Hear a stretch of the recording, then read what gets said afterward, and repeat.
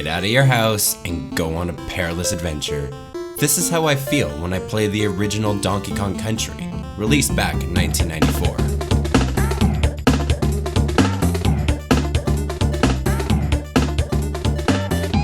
What's up everyone, this is Phritzy, and this is Life's a Video Game, a show where I attempt to place upon you my own subjective feelings with a splash of objectivity. Every new game I play gives me all sorts of feelings and emotions, where I then often relate it to my own life, and this is me, sharing it with you. So I hope you enjoy, and please like, share, and subscribe if you want to see more of this content.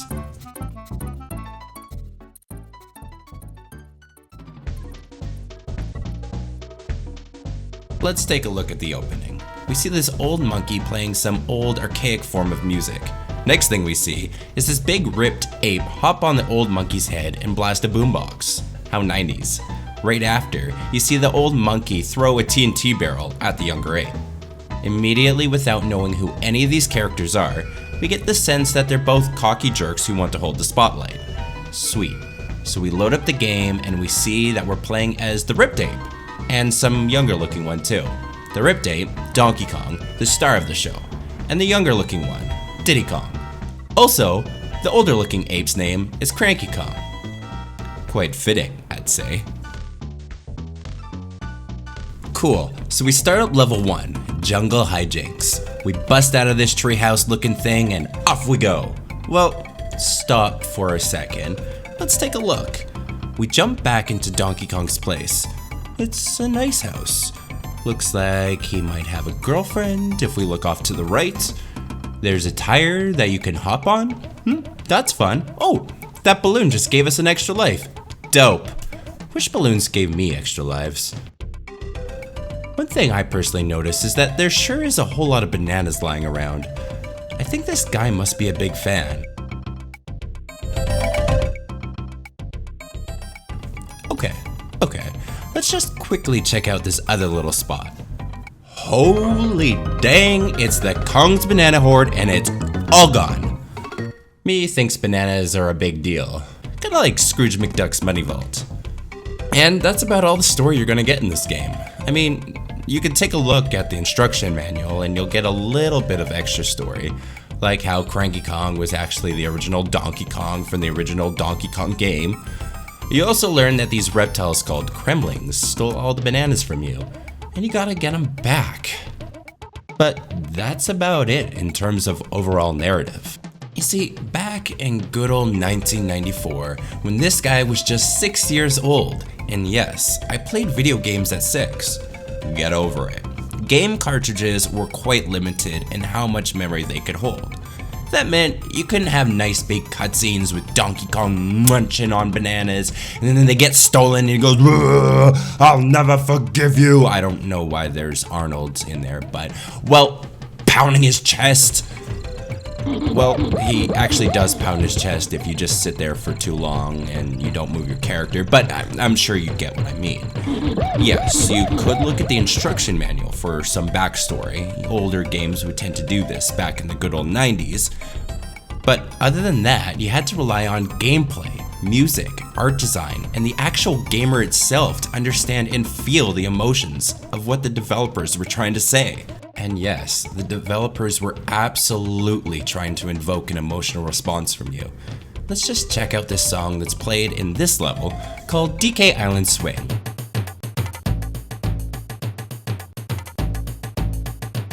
I get this incredibly strong sense that the jungle is asking me to go out into it. It's baiting me, saying, "Come on boy, let's go. You hear me? Are you ready?"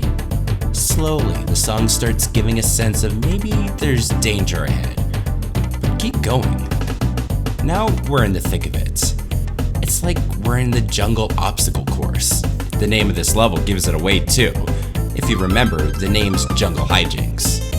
I get the implication that from here on out, life's not gonna be easy. And why should it be? I mean, you got your most precious hoard of bananas stolen from you. If it's important to you, it's probably not going to be easy to get it back. Then we get to this point in the song where life is feeling indeed quite perilous. This feeling of almost a lack of hope. This is more or less a kid's game on the first level. Wow. So we get past the first few levels and we get to Cranky's cabin. Here, the original Donkey Kong, Cranky, will give you advice for your adventure, but only after smacking you on the head and being quite condescending. I get this sometimes in my own day-to-day life where I go to someone for advice and 80% of the time, I'm just being insulted. If I'm lucky, that other 20% I'll get tidbits of helpful information. But I'm feeling like, what was the point in the first place? I may as well just attempted to learn this by myself. Every time I play this game, even up to this recording of the game, I've always felt as if Cranky is just a rude old jerk, not even worth my time. My feelings for him is this: since once upon a time he was the star of the classics, he's now jealous of what we're attempting to do. Again, in real life, my suggestion when you meet with these types of people is just to ignore them altogether. Yes, your journey will be rough, but do you really need someone to insult you as you go through your crazy life's journey? Now, this has all happened in the first few levels. None of this has been explicitly told to you, other than the instruction manual, of course. It's all been shown, or you can hear it through the music. Just check out this underwater level called Coral Capers. What do you get by just simply looking at it? Let's listen. Soak that music in. How do you feel? I can tell how I feel. I feel scared. I have a complete sense of vertigo, and this feeling is only accentuated as I, the gamer, am playing. I feel lost. I mean, I don't know much about apes, but I'm assuming this would be outside their comfort zone. I've spent the first few levels learning that I can jump, roll, and run, that I can jump on most enemies and I'll survive, but now I don't even know what's going on. I'm freaked out, and I hope to God I can get out of this mess.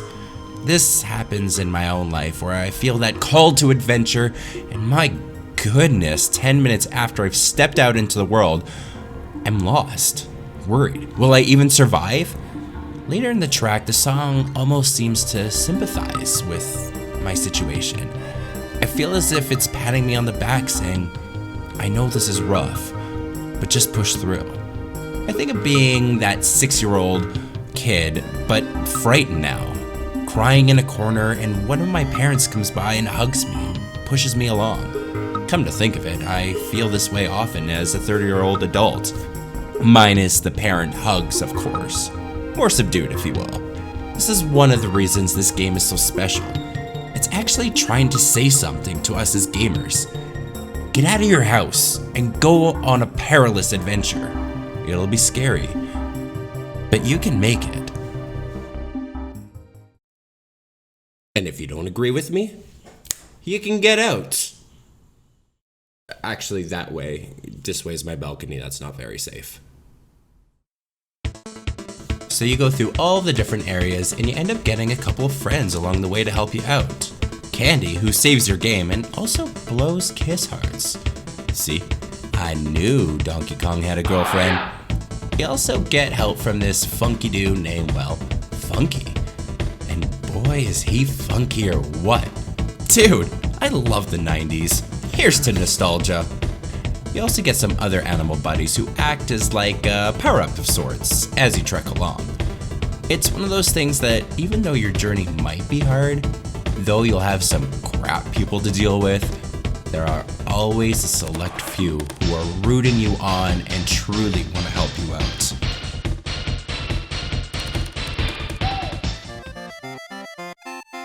Brilliant. You've made it to the one who stole your banana hoard, King K. Rool. Look at this guy. I mean, he's wearing a crown. Who does that? I guess, fair enough, he does have King in the name. Wow, and he's throwing it at you. You egotistical nutcase. Honestly, why would this crocodile want to steal your bananas? Because video games. Sometimes people just want to take from others, even though they have plenty. Whatever, that's fine. You fought your way to him. Now go get your hoard back. Boom! Done deal. Good job, you gamer. Great job, Donkey Kong. Lovely work, Diddy Kong. Look at them playing together too. How sweet. And then look at this jerk. Well, I'd say that adventure was worth it. Great job, developers, on letting me know that I probably should do something with my life. It might be scary, but I gotta do it. What's up, you? Thank you so much for making it to the end. It really means a lot to me. If you like this video, please subscribe and check out my first video here. My goal is to be making one video of Life's a Video Game each week, and I'd love for you to join in. Again, thanks for watching, and don't forget to share. Peace.